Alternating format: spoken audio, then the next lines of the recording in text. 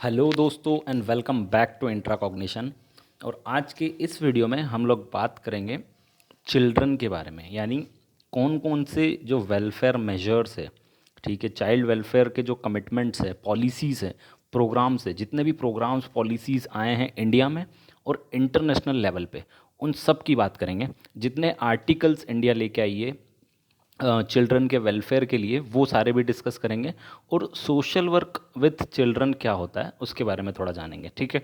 तो ये काफ़ी इंपॉर्टेंट एक यूनिट का हिस्सा है आपका सोशल वर्क के लिए और अदर कॉम्पिटिटिव एग्जाम्स के लिए भी, क्योंकि हम इसमें सारी पॉलिसीज़, प्रोग्राम्स, लेजिस्लेशंस और इवन आर्टिकल्स भी कवर करेंगे जो चिल्ड्रन के लिए है, ठीक है। तो एक नज़र देख लेते हैं क्या क्या इसमें कंटेंट्स है। तो हम लोग इसमें इंटरनेशनल कमिटमेंट्स देखेंगे जितने भी चिल्ड्रन के लिए हुई।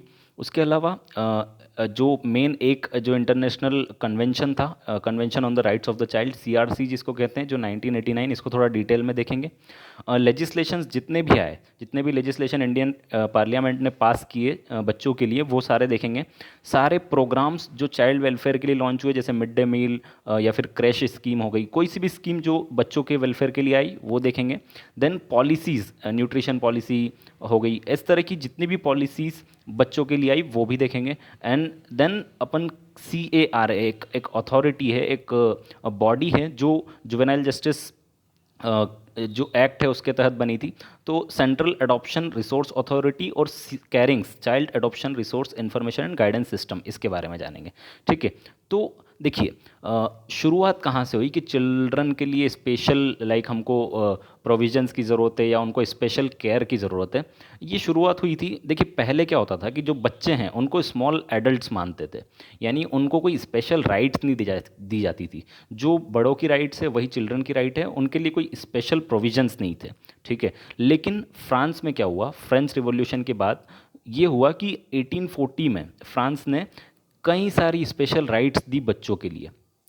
और उसी को फॉलो करते हुए, उसी के रिजल्ट्स देखते हुए कई सारी कंट्रीज़ ने स्पेशल राइट्स देना शुरू की 1840 के बाद बच्चों को अपने अपने देश में, ठीक है। देन अगर इंटरनेशनल लेवल की बात करें तो जेनेवा डिक्लेरेशन हुआ था, जो हुआ था 26 सितंबर 1924 को, ठीक है। तो ये जेनेवा डिक्लेरेशन जो था ये चाइल्ड राइट्स के लिए था मेनली, बेसिकली। तो Geneva declaration on the rights of the child इसको बोलते हैं, और ये 1924 में आया था। अब 1924 को आप कैसे याद रखेंगे? देखिए, फर्स्ट वर्ल्ड वॉर जो हुआ था 1914 से 1918 के बीच में था, ठीक है। तो उसके लगभग जब खत्म हुआ फर्स्ट वर्ल्ड वॉर, उसके बाद पता चला कि चिल्ड्रन को बहुत ज़रूरत है, कई लोग मारे गए, ठीक है, कई बच्चे अनाथ हुए, ठीक है। तो उनको स्पेशल केयर और प्रोटेक्शन की ज़रूरत थी, ठीक है। तो वहाँ पे जेनेवा डिक्लेरेशन, अब ये जेनेवा डिक्लेरेशन कैसे आया था, कहाँ से आया था? लीग ऑफ नेशंस ने ये डिक्लेयर किया था, ठीक है। तो लीग ऑफ नेशन ही बाद में चल के यूनाइटेड नेशंस बना था। तो जेनेवा डिक्लेरेशन आया। देन आप देखेंगे कि जब सेकंड वर्ल्ड वॉर हुआ 1939 से 45 तक सेकंड वर्ल्ड वॉर चला था। देन यूनिसेफ की स्थापना हुई। ये कब हुई? 11 दिसंबर 1946। तो आप ऐसे याद रख सकते हैं कि सेकंड वर्ल्ड वॉर के बाद में यूनिसेफ और फर्स्ट वर्ल्ड वॉर के बाद में जेनेवा डिक्लेरेशन, ठीक है। क्लियर इतना? हाँ, तो जब यूनिसेफ की स्थापना हुई तो इसका जो एम एंड ऑब्जेक्टिव क्या था यूनिसेफ का, जब बनाया गया ये 1946 में, उस टाइम पे इसका एम था कि protection and care of children affected due to second world war, ठीक है। तो सेकंड वर्ल्ड वॉर की वजह से जो भी बच्चे अफेक्ट हुए उनके लिए केयर एंड प्रोटेक्शन की इसमें ज़रूरत थी, ठीक है। तो यूनिसेफ इसलिए बनाया गया उस टाइम। लेकिन it was called United Nations international children's emergency fund. तो उस टाइम पे जब ये बना था यूनिसेफ, तो इसको कहा गया united nations international children's emergency fund. लेकिन जो है इसको कंटिन्यू रखा गया। ऐसा नहीं कि जब सेकंड वर्ल्ड वॉर का इफेक्ट खत्म हुआ तो इसको बंद कर दिया गया, इस ऑर्गेनाइजेशन को हटा दिया गया, ऐसा नहीं था।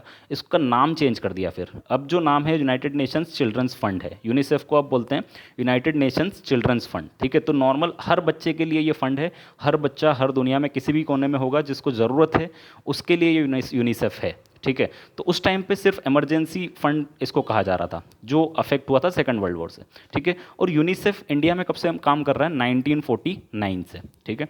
अब देखते हैं कुछ इंटरनेशनल कमिटमेंट्स जो बच्चों के लिए लाए गए इंटरनेशनल लेवल्स पे। सबसे पहली हमने बात की फर्स्ट वर्ल्ड वॉर के बाद Geneva declaration of the rights of the child, जो आया था 1924 में, और ये कौन लेके आया था? लीग ऑफ नेशंस, ठीक है।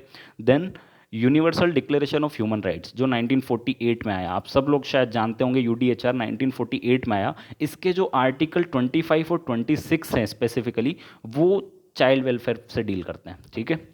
Then declaration of the rights of the child, ये 1959 में आया। अब ये जो डिक्लेरेशन है ये लगभग सिमिलर था जेनेवा डिक्लेरेशन के, लेकिन इसको थोड़ा सा मॉडिफाई किया था, इसमें कुछ एक्सटेंडेड आर्टिकल्स डाले गए, कुछ प्रोविजंस डाले गए। और ये जो declaration of rights of the child 1959 में आया, ये यूनाइटेड नेशंस लेके आया था। जो 1924 का था वो जेनेवा डिक्लेरेशन था, वो लीग ऑफ नेशंस लाया था, लेकिन उसके बाद में जब league of nation United Nations बना तो उसने इस जेनेवा डिक्लेरेशन को थोड़ा मॉडिफाई किया और 1959 में एक और डिक्लेरेशन लेके आया जिसको बोला declaration of the rights of the child, है ना, ठीक है, इतना क्लियर है। आई होप आप रिमेंबर भी कर पाएँ, उस तरीके से मैं समझाऊंगा। देन फोर्थ पे आते हैं, convention against discrimination in education, ठीक है, तो ये 1960 में आया 59 के बाद।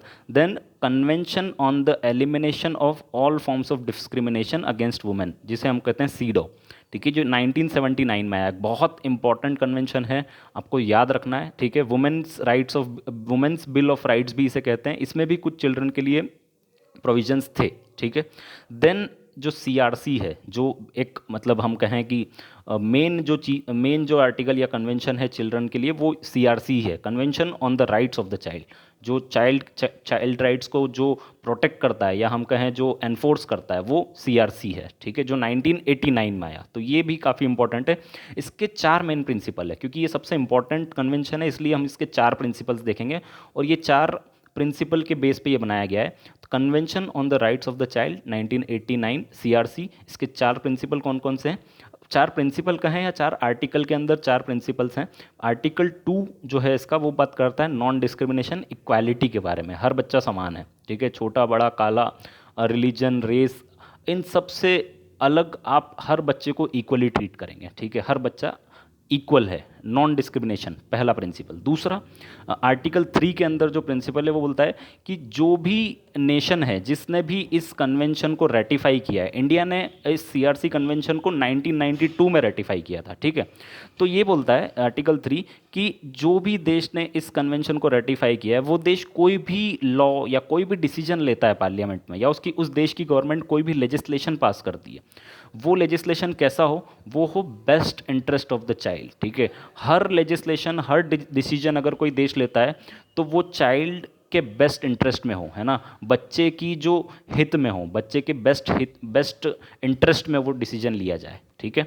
यहाँ आपको क्लियर है आर्टिकल 3। देन आर्टिकल 6 बात करता है right to live, survival and development, हर बच्चे को राइट टू लाइफ मिले, आर्टिकल 21 ऑफ इंडियन कॉन्स्टिट्यूशन जिसकी बात करता है। देन सर्वाइवल एंड डेवलपमेंट, ठीक है, हर बच्चे का डेवलपमेंट हो, ग्रोथ हो, है ना, हर उसके पोटेंशियल डेवलप हो, ये आर्टिकल 6 उसकी बात करता है। देन आर्टिकल 12 जो है वो भी काफ़ी इंपॉर्टेंट है, ये बोलता है कि हर बच्चे की बात भी सुनी जाए, उनकी बातें सुनी जाए, और जो हम डिसीजंस लेते हैं, जो लेजिस्लेशंस पास करेगी गवर्नमेंट, उनमें बच्चों का भी लाइक इंक्लूजन हो, है ना, तो the views of the child should be heard.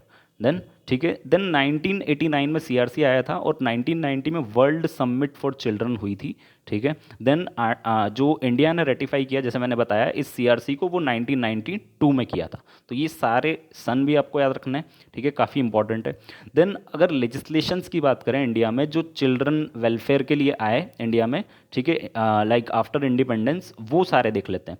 पहला है guardian and wards act. Guardian यानी जो पेरेंट्स हैं, जो हम लाइक जो केयर करता है, जो जिसके ऊपर जो बच्चे के ऊपर हक जमाता है, वो उनके लिए ये एक्ट था कि अगर वो मिसबिहेव कर रहे हैं, लाइक मार रहे हैं बच्चों को, तो कोर्ट के पास राइट है कि वहाँ से उसके गार्डशिप का जो हक है, जो पेरेंट्स है उनको हटा भी सकते हैं, लाइक उनको उनके जो राइट्स है वो छीन लिया जाएंगे, ठीक है। तो guardian and wards act. Then child marriage restraint act, जिसको हम शारदा एक्ट कहते हैं, आप सभी जानते होंगे, 1929 में ये आया था।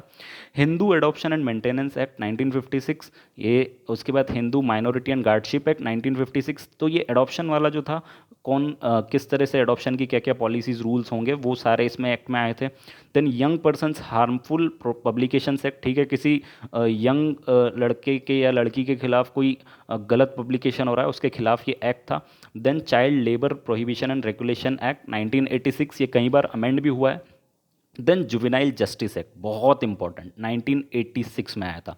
ठीक है, 3 बार अमेंडमेंट हुआ इसमें, एक 2000 में, एक 2006 एंड देन 2015 में।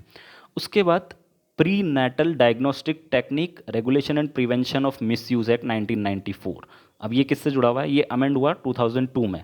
तो ये जो एक्ट है ना, ये जो प्री नेटल डायग्नोस्टिक, ये जो प्रेगनेंसी के दौरान जो सेक्स डिटर्मिनेशन होता है, उसके खिलाफ ये एक्ट है। इसके थ्रू आप सेक्स डिटरमाइन नहीं कर सकते, नहीं तो फिर लाइक ऑन हम जो बच्चे को है वो मार दिया जाता है ना, प्री नेटल जो डेथ हो जाती है, अंदर ही मार दिया जाता है, या इस तरह की चीज़ें जो होती हैं वो उसको रोकने के लिए। ठीक है, सेक्स आप डिटरमाइन नहीं कर सकते। तो ये एक्ट आया था 1994 में, 2002 में इसको अमेंड किया गया। देन जुवेनाइल जस्टिस जो एक्ट था 1986 का, उसका नाम भी बदला गया, care and protection of children इसमें जोड़ा गया। ये 2000 में इसको अमेंड किया एंड 2006 में एंड 2015 में, 3 बार अमेंड हुआ 86 के बाद। ठीक है, देन जो आपको सबको पता होगा शायद कि national commission for protection of child rights, NCPCR, ये कब बना था? 2007 में, 2007। लेकिन इसके, ये एक स्टैच्यूटरी बॉडी है, तो इसके ये कमीशन जो है ये किस एक्ट के थ्रू बना? The commission for protection of child rights act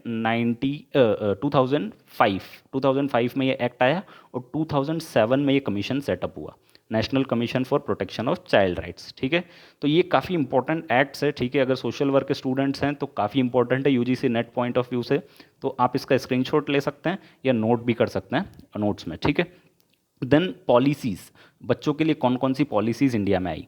तो सबसे पहले नेशनल पॉलिसी ऑन चिल्ड्रन 1974 में आई थी, उसके बाद 2013 में आई। ठीक है, 2013। Then national policy on education, ठीक है, बच्चों के एजुकेशन के लिए 1968 में पहली पॉलिसी, देन 86, देन अभी रिसेंटली 2020 में आई। ठीक है, तो जो 86 वाली पॉलिसी थी, उसके बाद में एक प्रोग्राम ऑफ एक्शन आया था, POA, 1992 में। ठीक है, और इस प्रोग्राम ऑफ एक्शन के तहत एक एजुकेशन फॉर ऑल मिशन आया था, जो 1993 में आया, उसको कहा national elementary education mission, education for all, 1993। उसके बाद जो district primary education programme, DPEP, एक प्रोग्राम वही 1994 में आया। तो ये सारे प्रोग्राम, जो दोनों प्रोग्राम है ना, एजुकेशन फॉर ऑल 1993 और DPEP 1994, ये इनके सन नाम, ये इंपॉर्टेंट है, आपको याद रखना है एग्जाम पॉइंट ऑफ व्यू से। ठीक है, देन थर्ड पे आते हैं national policy on child labour, 1987 में आया। National child labour project scheme, इस पॉलिसी के बाद ये स्कीम आई थी 1988 में। Then national nutrition policy 1993, national population policy 2000, national health policy पहली आई थी 1983 में। ठीक है, उसका जो 1983 में आई थी, तो 2000 तक उसको अचीव करने थे, उसके जो भी गोल्स थे। देन 2002 में फिर नई नेशनल हेल्थ पॉलिसी आई। ठीक है, देन नेक्स्ट 8th जो है वो नेशनल चार्टर फॉर चिल्ड्रन 2003 में आया ये। ठीक है, then 9th national plan of action 2005 में आया था। अब बात करते हैं कुछ प्रोग्राम्स जो बच्चों के लिए इंडियन गवर्नमेंट लेके आई। पहला मिड डे मील स्कीम, सब लोग जानते हैं, लेकिन ये कब आया था? 1956 में मद्रास स्टेट में लॉन्च हुआ था। ठीक है, एक स्टेट पे लॉन्च हुआ था पहले, लेकिन नेशनली, जब इसको नेशनली कब लॉन्च किया गया? National programme of nutritional support for primary education इसका नाम था, जिसको हम मिड डे मील स्कीम के नाम से जानते हैं। ये शुरू हुआ था नेशनल लेवल पे 1995 में। ठीक है, और इसमें एक और करंट अपडेट है अभी कि इसका नाम चेंज कर दिया है, प्रधानमंत्री पोषण अभियान कर दिया गया है, अभी रिसेंटली ये अपडेट है। ठीक है, तो आपको ये भी ध्यान रखना है। ठीक है, then third Rajiv Gandhi national creche scheme for the children of working mothers. ठीक है, तो बहुत सारे ऐसे बच्चे हैं जिनकी मम्मी मजदूरी करती है या कुछ काम करती है, तो उनके लिए स्कीम आई थी कि जो डे केयर सर्विस है, यानी अगर मम्मी काम पे जा रही है तो बच्चों की देखभाल के लिए एक गवर्नमेंट डे केयर इंस्टीट्यूट बनेंगे, जहाँ पे उनको खाना, हेल्थ फैसिलिटीज़, शेल्टर दिया जाएगा 8 आवर्स के लिए। ठीक है, और एक डे केयर में 25 चिल्ड्रन होंगे, और ये एज ग्रुप क्या होगी बच्चों की? 0 to 6 ईयर्स। तो यानी 0 to 6 ईयर्स के बच्चे हैं और उनकी माँ अगर काम करने जाती है ना, तो वो वहाँ डे केयर में बच्चों को छोड़ सकती है और फ्रीली अपना काम कर सकती है, अपने लाइवलीहुड, अपने अर्निंग कर सकती है। ठीक है, तो ये स्कीम थी creche scheme, national Rajiv Gandhi national creche scheme.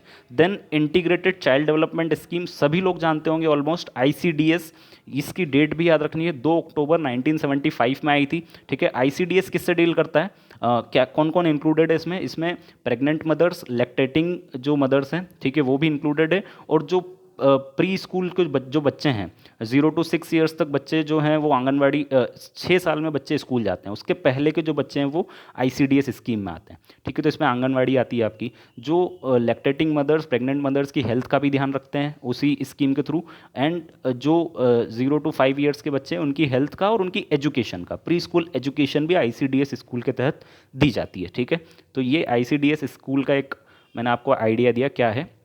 Then integrated child protection scheme ICPS, ये 2009 में आई थी। एंड ये जो लास्ट है 6 पॉइंट, ये काफ़ी इंपॉर्टेंट है, कंट्री प्रोग्राम एक्शन प्लान। ठीक है, 2013 to 17 के बीच में ये लॉन्च हुआ था, country programme action plan by the government of India and UNICEF, इन दोनों ने मिल के इसको लॉन्च किया था। और इसको आप कैसे याद रख सकते हैं, 12th 5 ईयर प्लान जो है 2012 से 17 के बीच में आया था, तो 12th 5 ईयर प्लान के साथ साथ ये कंट्री प्रोग्राम एक्शन प्लान भी आया था गवर्नमेंट ऑफ इंडिया और यूनिसेफ के साथ मिल के। ठीक है, तो आई होप आपको पॉलिसीज़, लेजिस्लेशंस, प्रोग्राम्स जो हैं चिल्ड्रन वेलफेयर के लिए वो समझ में आए होंगे। देन जुवेनाइल जस्टिस एक्ट, ठीक है, तो ये काफ़ी इंपॉर्टेंट एक्ट है, और इस वीडियो में इसको हम कवर नहीं कर रहे हैं क्योंकि काफ़ी सारी इसमें चीज़ें हैं, काफ़ी सारे इंस्टीट्यूशंस हैं। ठीक है, तो हम ये काफ़ी लंबा हो जाता है वीडियो, इसलिए हम इसको नेक्स्ट वीडियो में कवर करेंगे। ठीक है, तो इसमें काफ़ी सारे अमेंडमेंट्स भी हुए। ठीक है, जो इसमें जो इंस्टीट्यूशंस है वो हैं लाइक जुवेनाइल जस्टिस बोर्ड, उसमें क्या होता है, कौन कौन होते हैं, कि क्या ऑब्जेक्टिव है जुवेनाइल जस्टिस बोर्ड का। देन चाइल्ड वेलफेयर कमेटी, वो किससे डील करती है, उसमें कौन कौन होता है, क्या ऑब्जेक्टिव है, ये सारी चीज़ें हम नेक्स्ट वीडियो में डिस्कस करेंगे। और इसी के अंदर कारा और कैरिंग्स करके जो 2 बॉडीज़ हैं उनके बारे में भी नेक्स्ट वीडियो में हम बात करेंगे। तो अगर आप लोग ने वीडियो देखा, समझ में आया, और आपको अगर अगले वीडियो अपडेट चाहिए तो प्लीज़ चैनल को सब्सक्राइब करें। Thank you so much and all the best for your exams.